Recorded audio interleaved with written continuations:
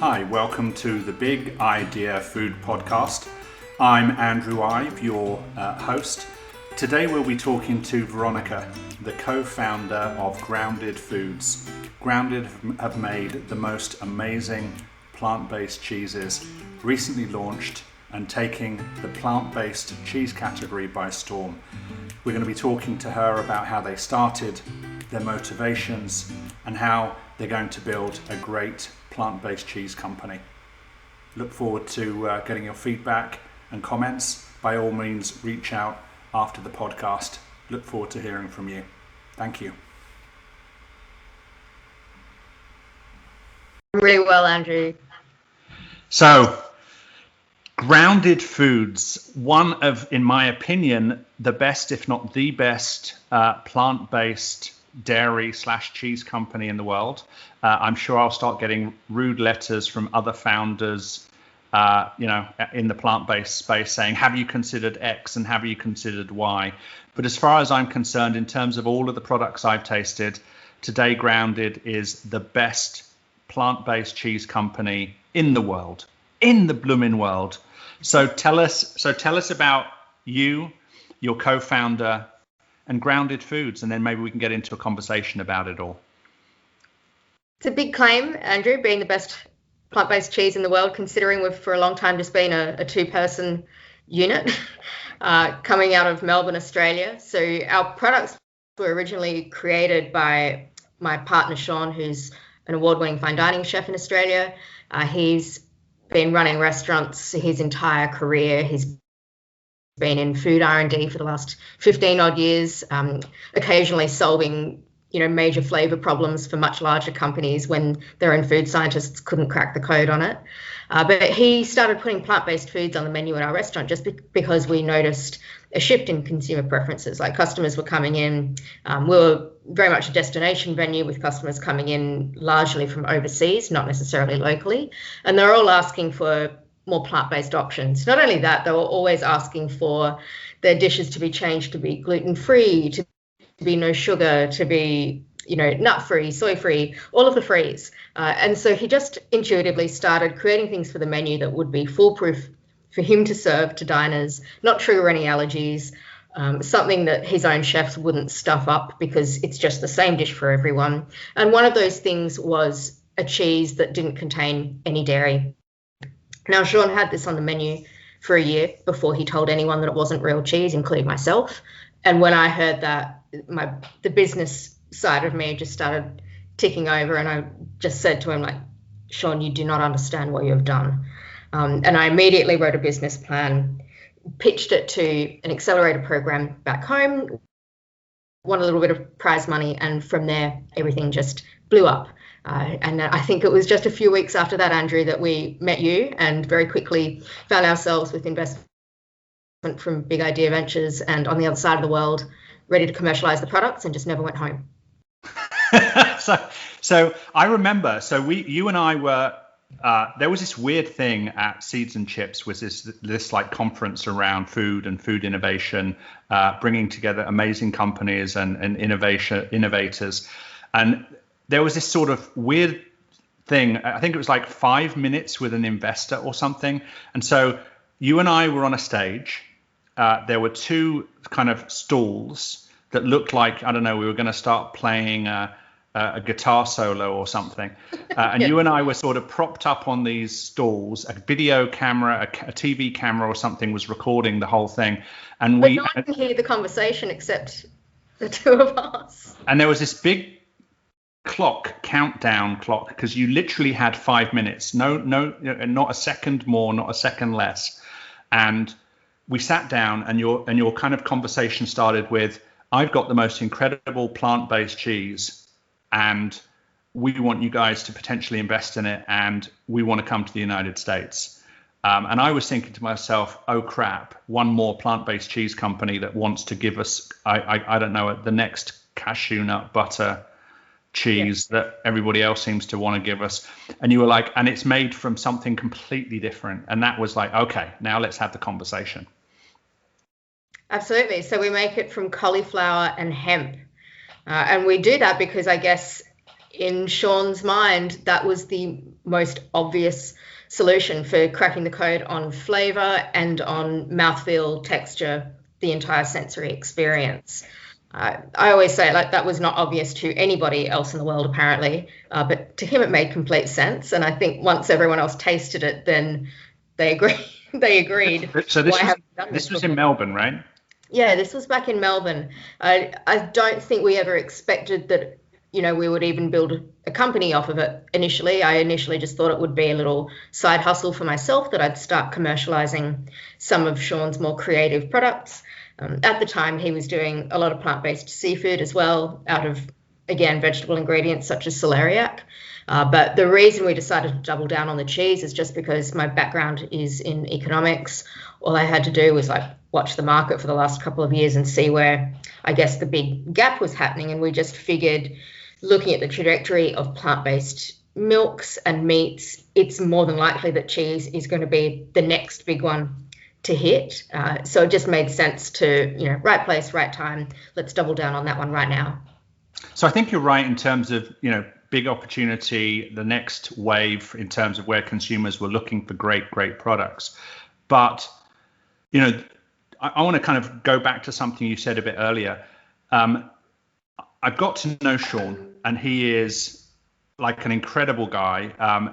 He's actually quite a big deal in the kind of chef/food scene in Australia. That I think I saw a number of videos and a number of shows and things that he was a part of.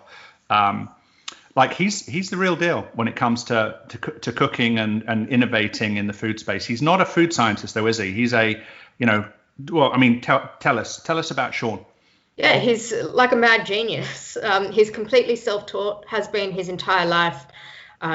Just one of those obsessive genius personalities that will not stop until something is perfect. Can't really take advice from others, just has to do it himself, hands-on, play with it until he perfects his craft. And I think I've never really seen Shawn as a chef. I think he's something much more, his talent and his skills are something much greater than being refined to just being a chef on the pass in the kitchen. He's essentially in R&D. He's creative. He's a businessman. I think in the past it's just been confined to restaurants, whereas now we're using those skills and taking them and applying them to something with much greater global impact, I guess. And and you mentioned he'd created a product because people were asking for plant-based cheeses as one of the free from wheat, free from gluten, all that stuff, free from dairy. He created the product. He plated the product. He sold it within the restaurant to multiple people, never once actually mentioning to them that what the cheese they were eating wasn't dairy, and nobody figured it out. Nobody ever suspected it. I think Shawn's got a reputation for making food that's not what it seems. All of the gastronomical wizardry and whimsy and, smoke and mirrors behind it, which is what used to excite our diners, because, they'd never get a menu at the start of the night. They'd get it at the end and they'd be shocked and delighted by what they'd just eaten and how it had tricked their taste buds. So I think it was expected that Shawn would be playing around with their perception and their senses in some way, shape or form. But no one ever expected that it just wasn't cheese whatsoever. I think the closest anyone ever got was asking which farm it was from, because it tasted a bit different. So they just thought it was the cheese was some artisan, small batch produced thing from a local farm down the road. I don't know. But the funny thing is, he was all about creating new flavors, new sensations, new tastes with different ingredients. But in this case, he used a different ingredient, a different combination of ingredients to create a taste which was more traditional. It was a taste that was, to people's taste buds, the sensation in their mouths and so on, cheese, dairy, period. It wasn't trying to be anything different in that sense, but it was just made from something completely different. Yeah, I think we used to work a lot together on the sensory experience side of things and the psychology around taste and flavor and I guess the dining experience in general. Because we used to use so many wacky, so much novel tech in the restaurant, like we'd be hiring actors, engineers, musicians, psychologists. We even had, sound and lighting technicians in there at one point. We figured if we were going to kind of take people out of their comfort zone with all of these factors, we need to bring some familiarity back in a different way. So while he'd be using these really unique and underutilized ingredients that people weren't very familiar with, we still had to anchor them with something that they were, deeply comfortable with, and that was the flavor. Like, it might be different ingredients, but it's still a flavor that you recognize. It's a flavor that you've grown up with. It's the same flavor as cheese. So we gave you an offer. We said, hey, we're going to invest in you. This was you guys were at that time in Australia. You pack up yourselves, your lives, your little puppy dog, and you guys take New York by storm. How long after the offer were you on site in New York? Kind of. That was 7 days, I believe. 7 days? 7 days, yeah. So 7 days. Our flags were already packed. We were ready. So 7 days, Grounded Foods hits America. You've been here now how long? Since October 2019. So we got here, we spent a few months going through the BIV accelerator, and then, as you know, COVID hit once everyone had completed the first cohort of the accelerator. So we were a bit freaked out at that point, but fortunately we just got our visas granted, and that was, in all honesty, the scariest part of this entire business journey, was just getting those visas granted so that we didn't have to, be deported, which would have completely screwed the company from day one. So we were very, very fortunate to get that 1 week before Trump closed the borders at the time. I think had that been 1 week later, the business could be looking very, very different at this stage.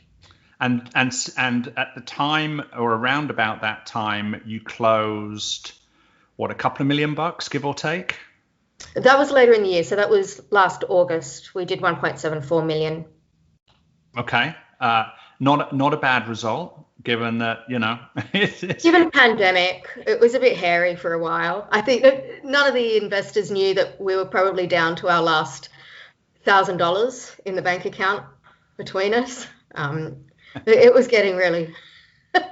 We'd drawn out a lot of our superannuation back from Australia, which is like the 401k here. So we really, if this didn't work, we didn't have much to go home to. And so now, what is it, a week? We're now kind of April the 8th. I'm sort of just dating the podcast here. Somebody will listen in a month's time and be like, oh, it's a month old already. But you guys, I received my Grounded Foods fully commercial, ready to eat product, no samples, no sort of test products here.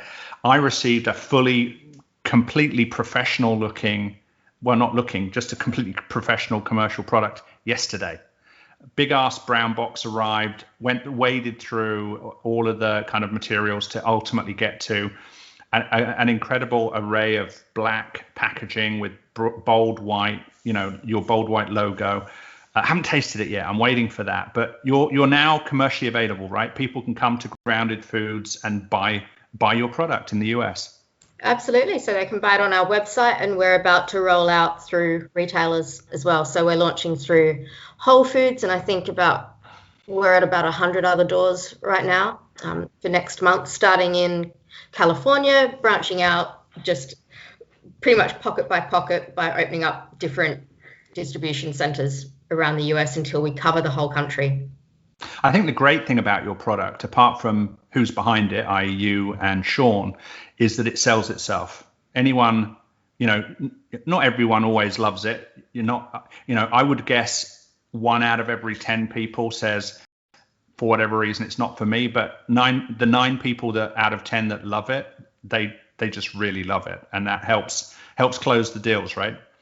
Yeah, it's good in one way, but almost more frustrating in another way, because this entire category of, I guess, vegan cheese has such negative connotations around it, because other brands have done so much damage to its reputation over the last few decades. And it's just been a category that's been incredibly slow to innovate. It has not seen the same level of, innovation that we've seen from milk and meat, like Beyond and Impossible and Oatly. So whenever you say the word vegan cheese, people immediately make a gagging face.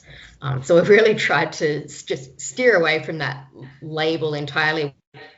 We will not say the word vegan on our products just because we're going after a different audience. We're going after mainstream, like everyday flexitarian consumers that are just trying to dip their toes into the waters of trying plant-based options, maybe for the first time even, and just starting to cut back on their reliance of animal-based proteins.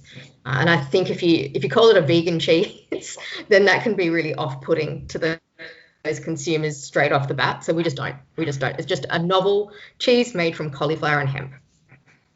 I think you guys could be the gateway dairy for the vegan lifestyle. I don't know. I'm not sure. I think in a sense, it's a bit of a challenge because after trying grounded, I think it kind of is going to be tough for people to go try the other, vegan cheeses and see it as anything similar. I think it sets the bar a little high. Now, if we get great products like this setting the bar high in all of the categories, maybe people will be more flexible or even vegan. I think that's the goal, right? Well, at least that's my goal. It may not be yours. Well, no, I mean, we often ask ourselves, because we're not vegan at the moment, we often ask ourselves after tasting so many products over the last maybe 12 months that have just really upped the game on what we've tasted previously. It's like, hang on, why aren't we eating more plant-based food? Like, just every day there's less and less reason to not go plant-based, and I can foresee a future where there's just no reason to not eat that way anymore. That's what I'm hoping, and I think that we're going to get there faster, much faster than I originally anticipated.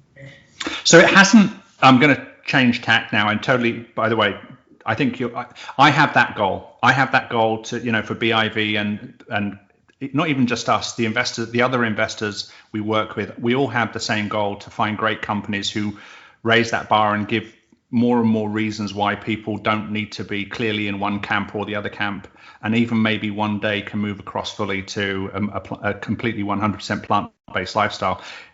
No pressure, but if we give them great foods, then it makes it easier to do.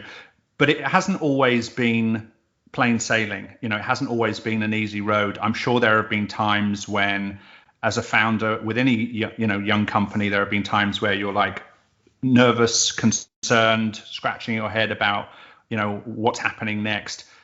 Anything in particular come to mind? Yeah, every freaking day, Andrew. Every day. Nothing is good enough. We cry on a weekly basis. But I think that's the difference. I think any founders that are not crying every week and not freaking out every minute of the day are probably not very successful ones, because that's part and parcel of the entire journey. We find personally that the biggest things that we stress about are the elements of the business that we don't touch personally. So co-packing, working with third-party logistics providers, anything that doesn't have our hands on it and we can't control is usually where things go awry, just because no one is ever going to have the same standards that you do, right? Okay, so how do you deal with it? Do you become a minutia maniac, or do you in-source or deal with these things yourselves? Do you set up a contract manufacturing facility for yourselves? Do you set up a packaging company? When do you stop? When do you? Yeah. It's a balance, isn't it? Because it makes no sense to, as a startup that's not even on the market yet, to just dump millions of dollars into building your own facility, take all that time to actually do it, when in reality we just need to get on the market and validate the products first, see what people like, and then raise the capital to take it to the next step. I think just looking at other companies in this space and how they've done it in the past, I think a lot of them have gone that route of setting up their own facilities because they just didn't have a choice. There was no one available to make their products. It's a new process. It's a new category. But it also took them years and years to build up to get on the market. A lot of them would invest all that money in a production workflow that it turned out later down the track, oh, shit, that actually doesn't work. We're going to need to buy all new equipment and do it a completely different way. We didn't want to waste money on that. It's a time-sensitive thing, in my opinion, as well. There's so much innovation happening right now that we don't have time to just spend a year spending all this money just to see if it may or may not work. So to me, finding a co-packer is essential at this stage, but also an incredibly difficult feat. And as I said before, no one really ever weighs up to the standards that you'll have as a founder. Now, I've had the pleasure of tasting multiple products that Shawn has made around this area. What did you take us through the products that you have decided to bring to market first? What products did you choose? Why did you choose them? And tell us a little bit about them. So Shawn's done about 35 different styles of cheese in terms of formulations.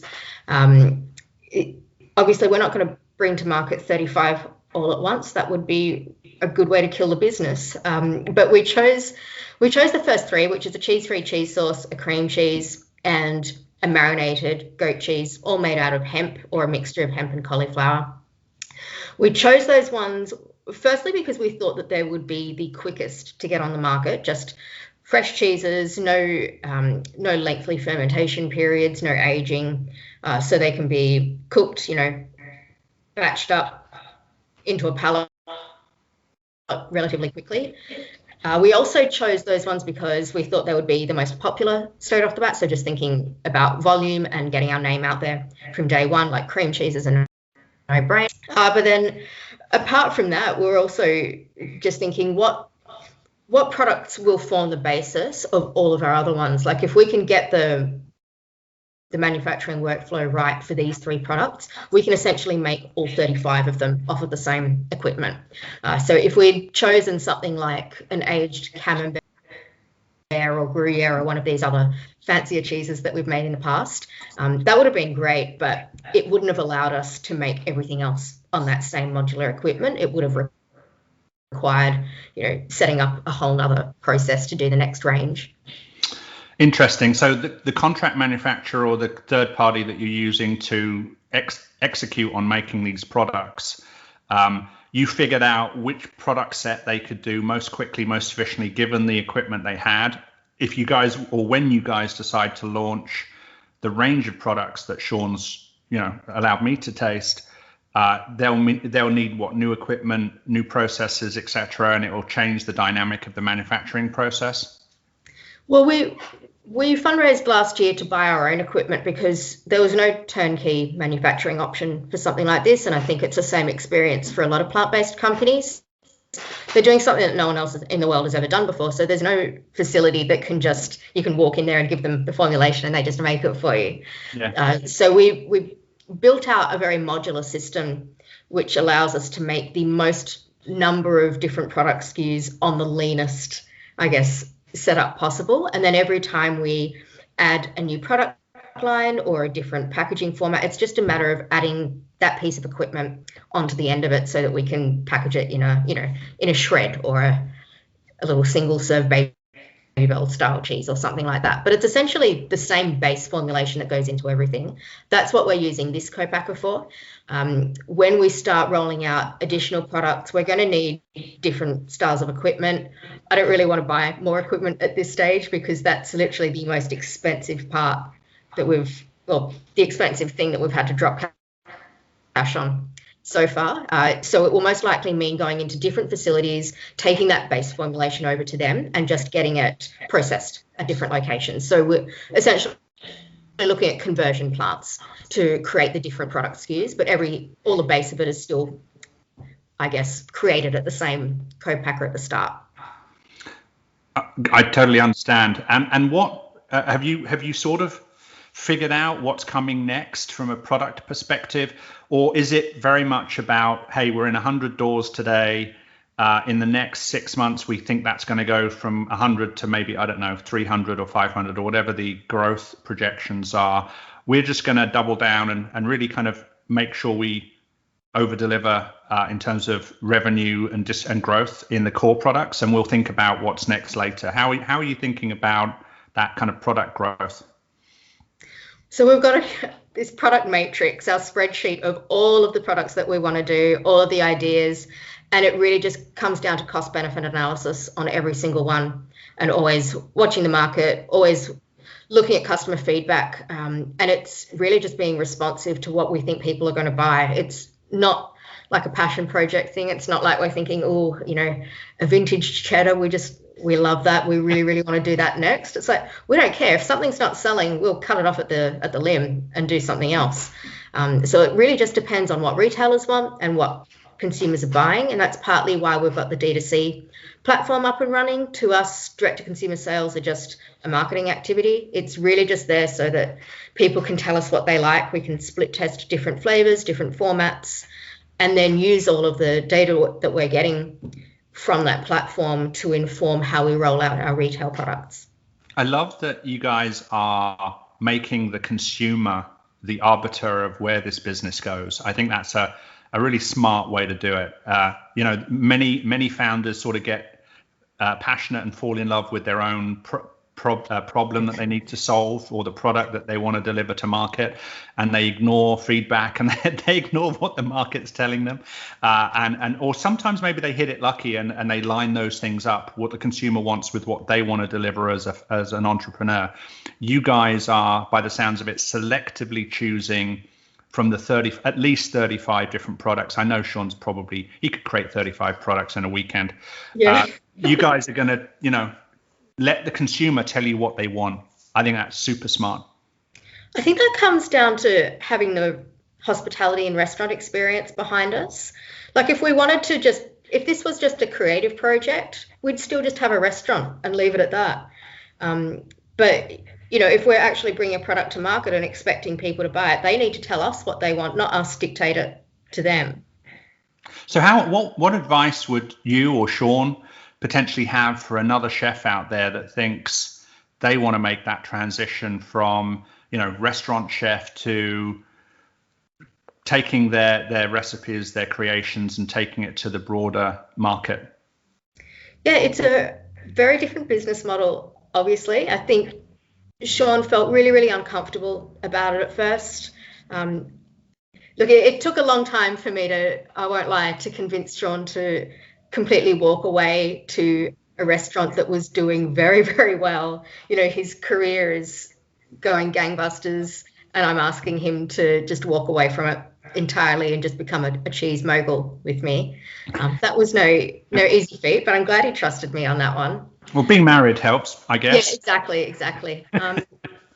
I think one thing that really struck out to me, though, when we first started was that even though I had the business experience, a lot of the feedback that we would get was, Shawn's just a chef. How is he going to scale these recipes? He can do it in a little kitchen serving 50 customers a night, but how is he going to do it in a 25,000 square foot production facility? Well, he did, because he's got that skill set. He knows how to scale recipes. He knows how to manage cost of goods. He knows how to utilize stuff that would normally go to waste, hence the reason why we use cauliflower scraps, because at the start that was his way of using up stuff that he didn't want to throw away in his restaurant kitchen. So my advice to chefs is that you guys already have the skills to do this stuff. It's just a different application, and don't let anyone tell you that just because you've never manufactured a food product before that you don't know what you're doing. Like, they've got the skill sets. They've, in a lot of cases, already set up really successful businesses, dealt with vendors, managed massive teams of staff. This is just a really big kitchen, put it that way. And they're getting daily consumer feedback.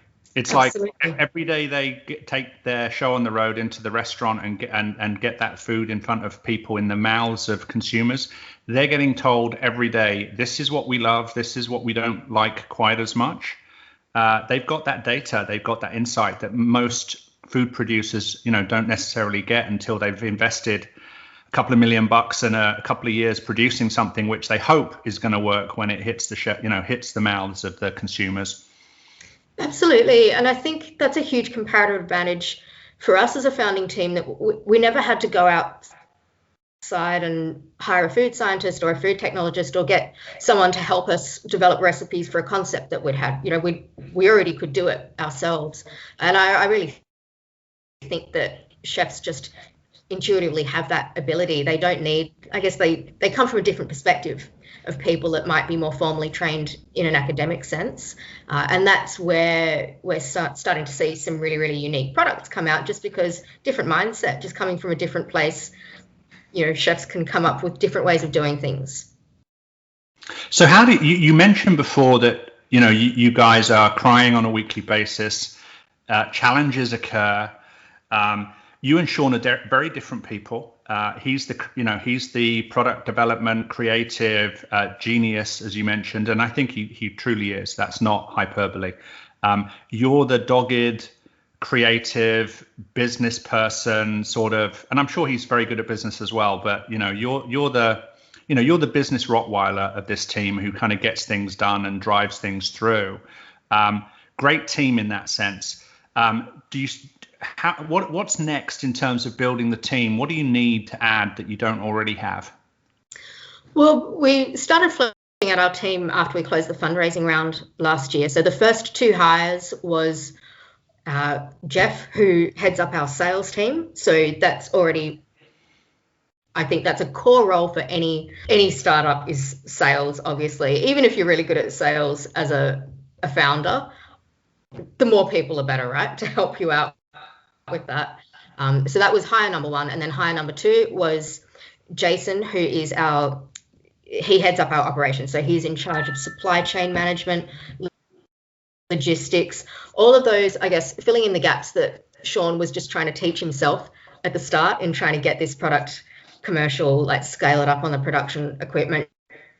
Jason was able to get in there and just accelerate that whole process, drive down our cost of goods to a place where we never thought was even possible. So to me, that's, in a lot of startups, the first 2 roles that I'd be looking to hire for.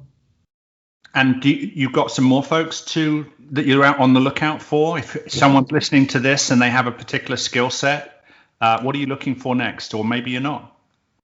Not just yet. I think the next logical hires for us will just be to expand our sales team.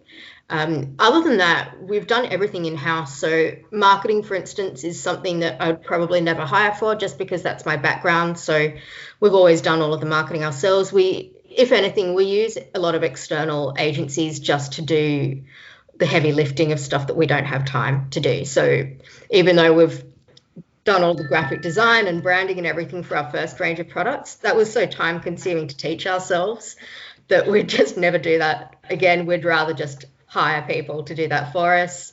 I don't really want to be sitting at my desk all day watching Google Analytics and monitoring our AdWords and Instagram campaigns. So we hire people externally to do that for us.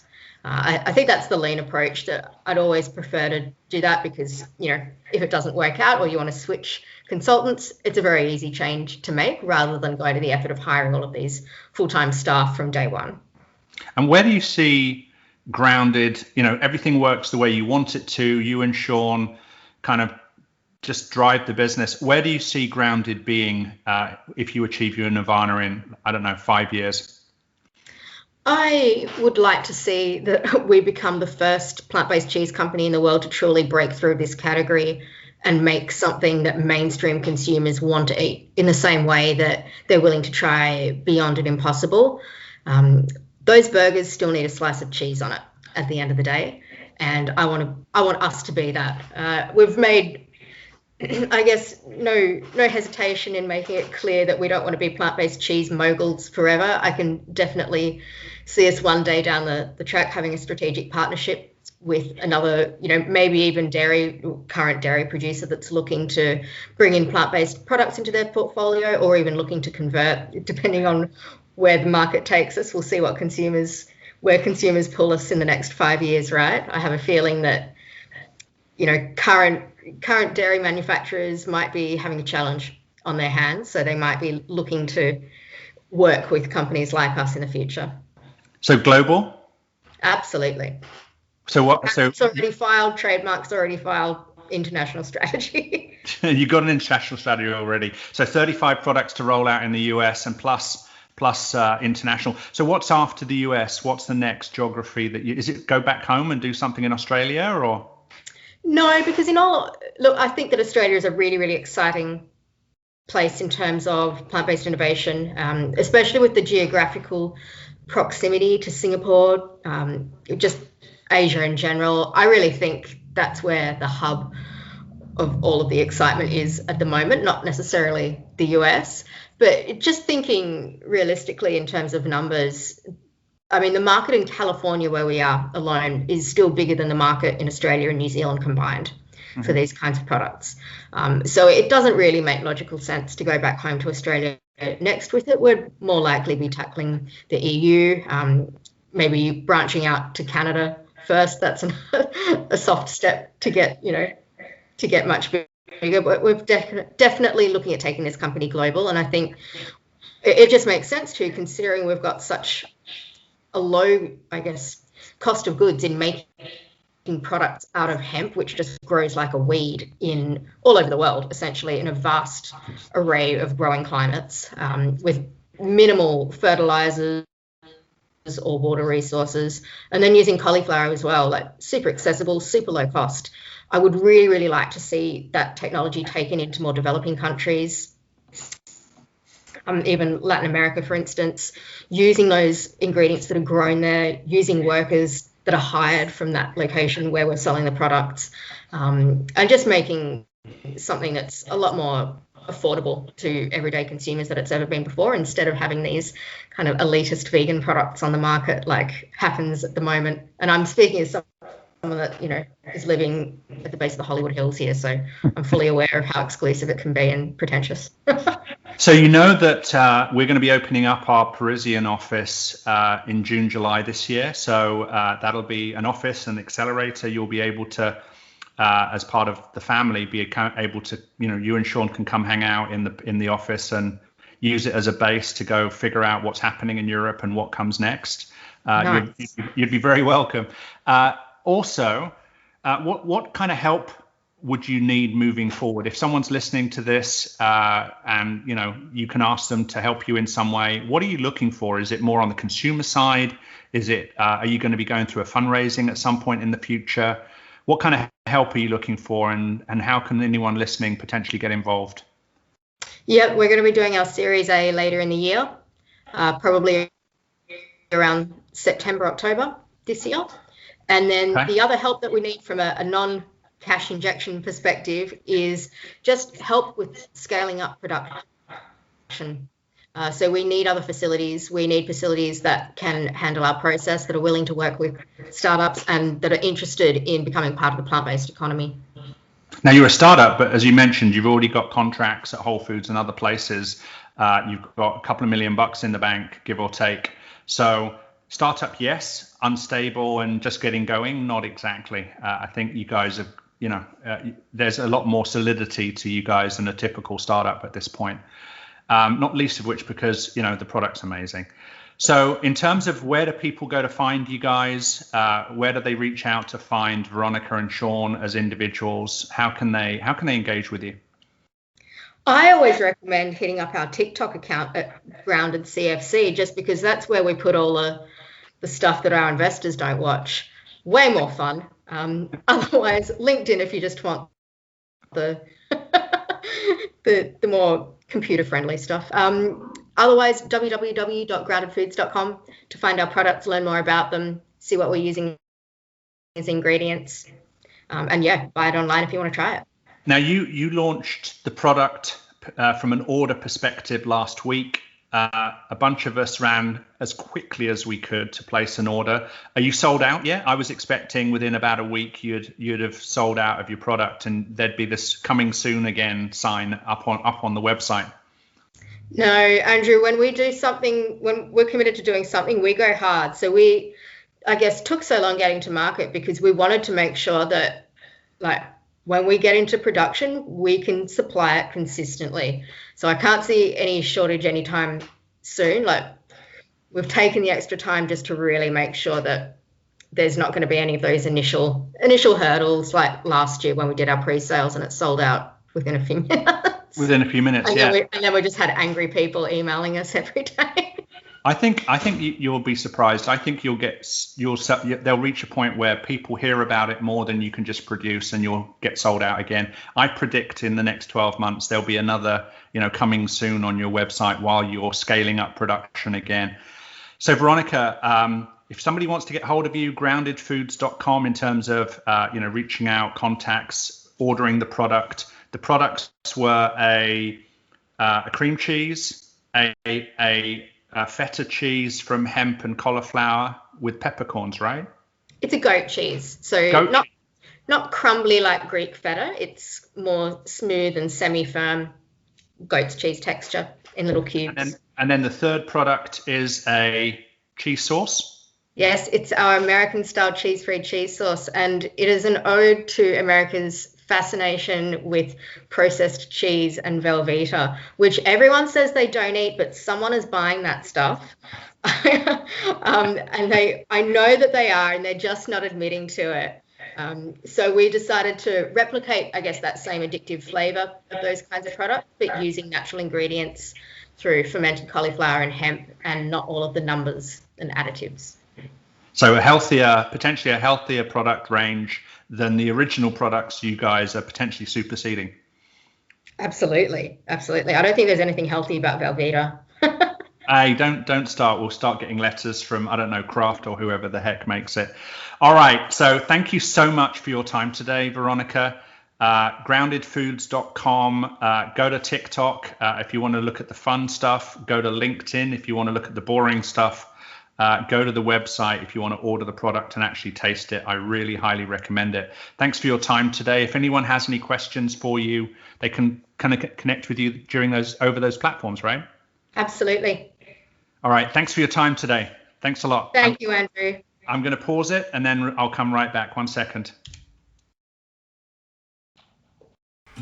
Hi. I hope you enjoyed the conversation with Veronica, co-founder of Grounded Foods. By all means, if you have any questions or comments, please do reach out to us or reach out to Veronica. If you want to find out more about Big Idea Ventures, come along to bigideaventures.com. We're also on LinkedIn and a number of other platforms. Look forward to hearing from you, and by all means, like and subscribe the podcast or the YouTube video so you can find out when we update. We're trying to do these on a weekly basis. We've got a wide range of great companies to introduce you to, so please do subscribe and look forward to reaching out and connecting with you again. Thank you.